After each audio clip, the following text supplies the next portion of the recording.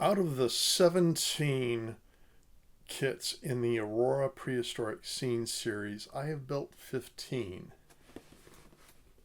This is number 16, the Jungle Swamp. So, this is kind of an interesting kit. It did not come with a nameplate, so I've got some aftermarket nameplates that I'm going to use.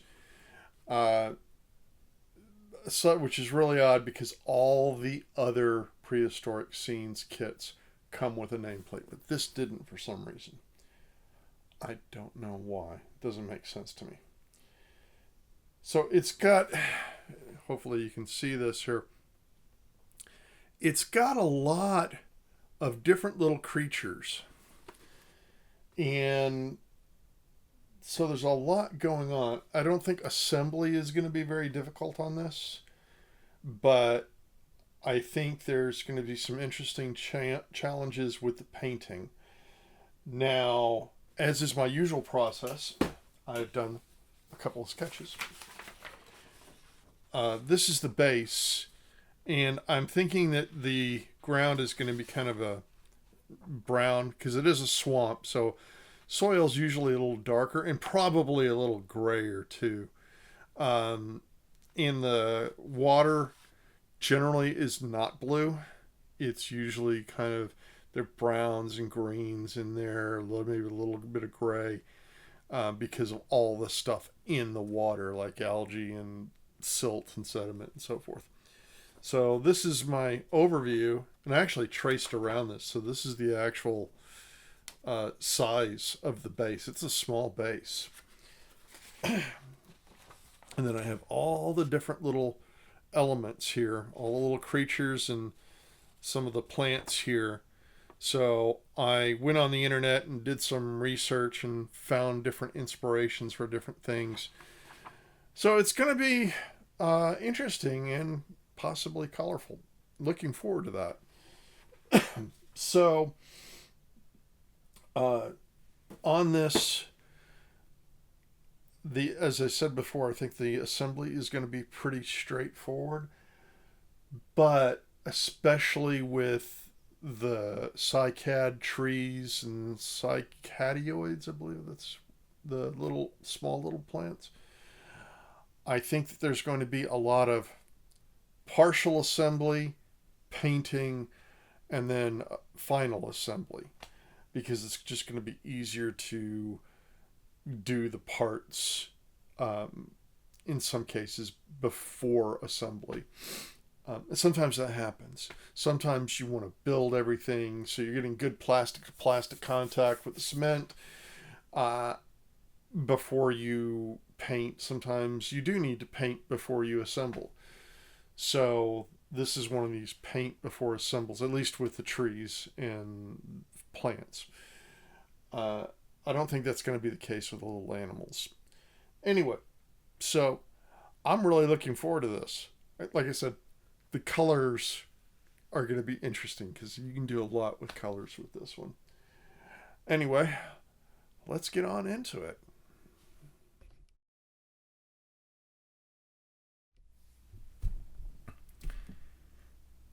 In the injection molding process, often a release agent is used to get the parts free from the molds. Now, the problem is that could mess with your paint job.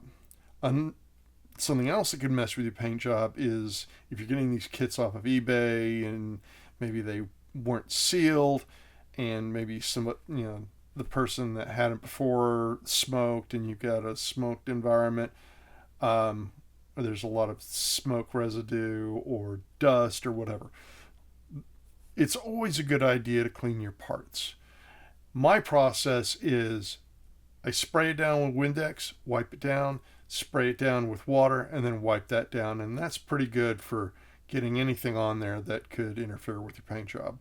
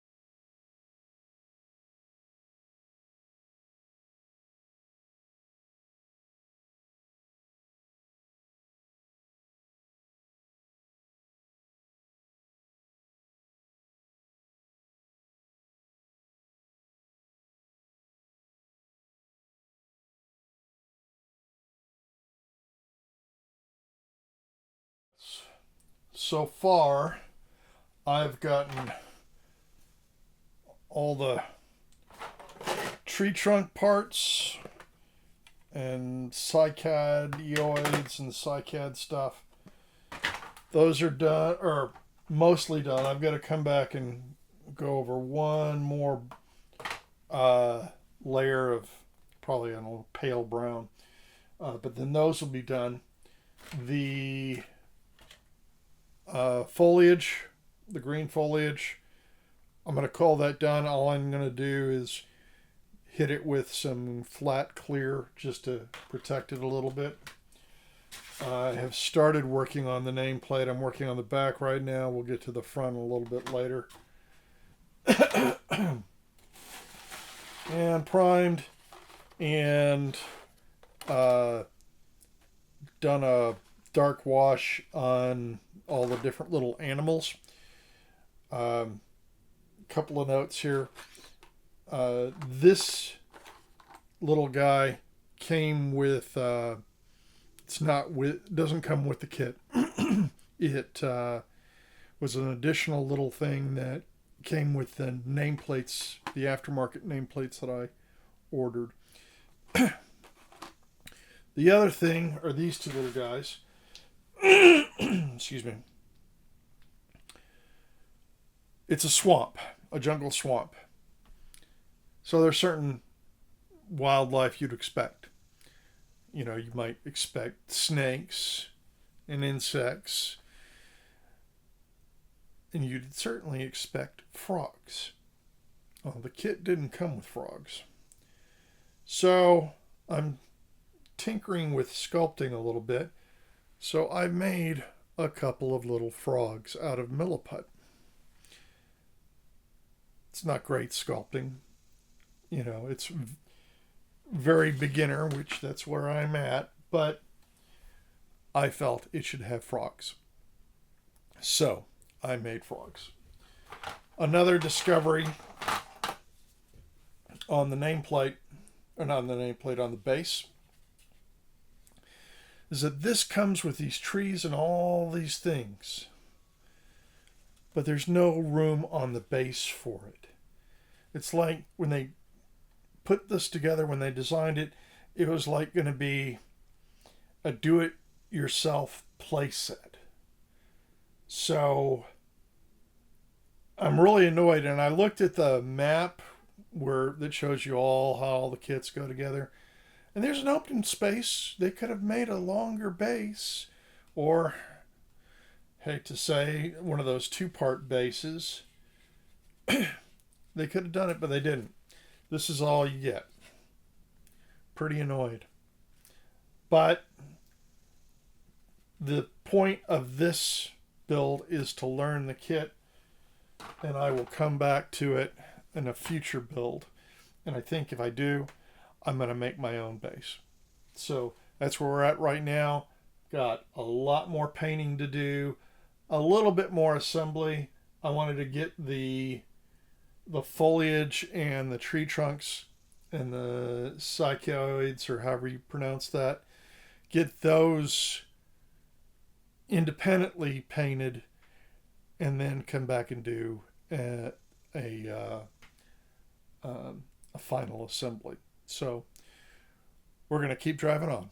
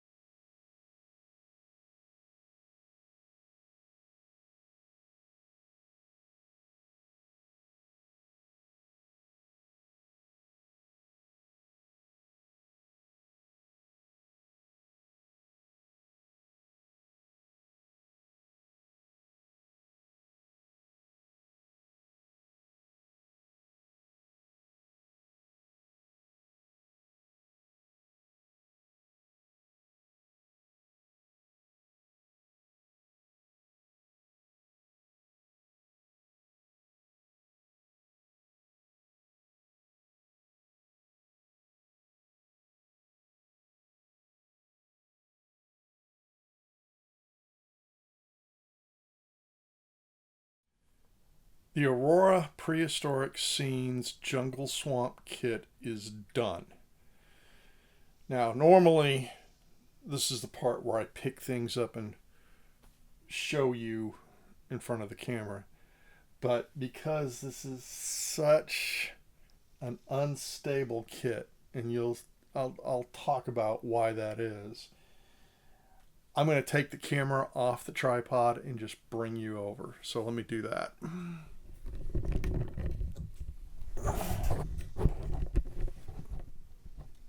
All right.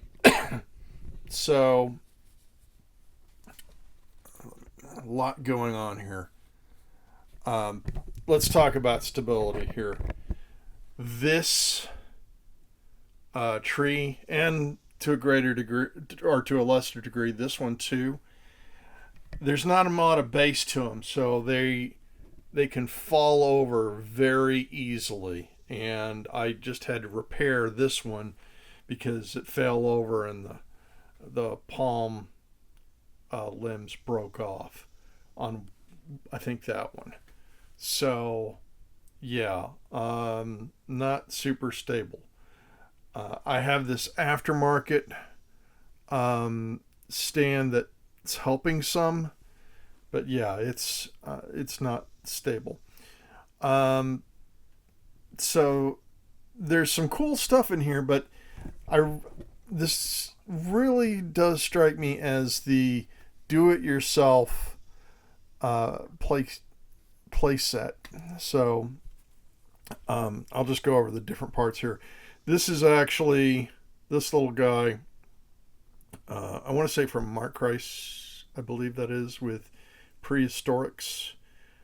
Did this and this base over here and the nameplate, because this kit did not come up with a nameplate. So those are aftermarket parts. I've got our snake here that I based off of a boa constrictor. I've got our little flying lizard here, just playing around with colors. I have no idea if it actually looked like that. Probably not. We've got this little flying reptile here, and this one here that I gave it a clear rod and that I drilled a hole into the base so I could have one that was flying. It's got a little teeny tiny salamander here. For the algae, I got some Scenics, or Woodland Scenics course. I forget the name here. Anyway, got some scenic material and did that. I've got our other little plants here. We've got an Archaeopteryx, and you see that's exactly what I was talking about. Falls over so easy. I forget what this one is, and this one, little, ancestor to horses here, I believe. These frogs did not come with it. I made those because it just struck me as wrong not to have frogs in a swamp. This made no sense to me. So, and the nameplate came out pretty well. So let me put you back on the tripod now.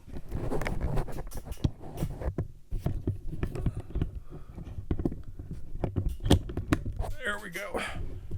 So,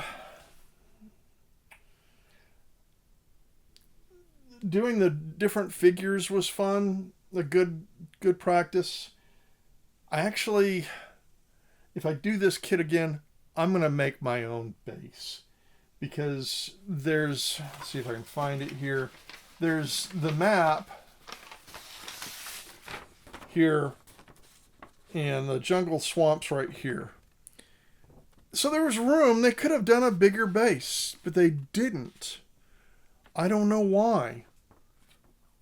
So I think if I make this kit again, I may do my own base. Because I'm not happy with the base.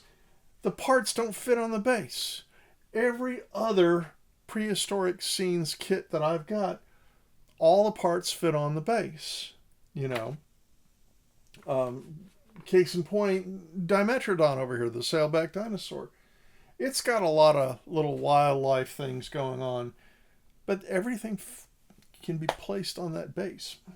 So that's the big con on that. And while I like the tall trees, it's a really good look, they also are just really super unstable. If this was a playset for a kid, they'd break it pretty quick, and then they'd be crying to their parents about how their kit broke, and they'd be right. So, anyway, had some fun doing it. Part of the object here was to learn the kit, because I've got a few more of these that in time I'll get back to. But it's not without its problems. Anyway, this one's done. Thanks for joining me for this adventure, and this is number 16 out of the 17. The last one to do is the cave. That's number 17, and that's my next kit. So join me for that. Take care.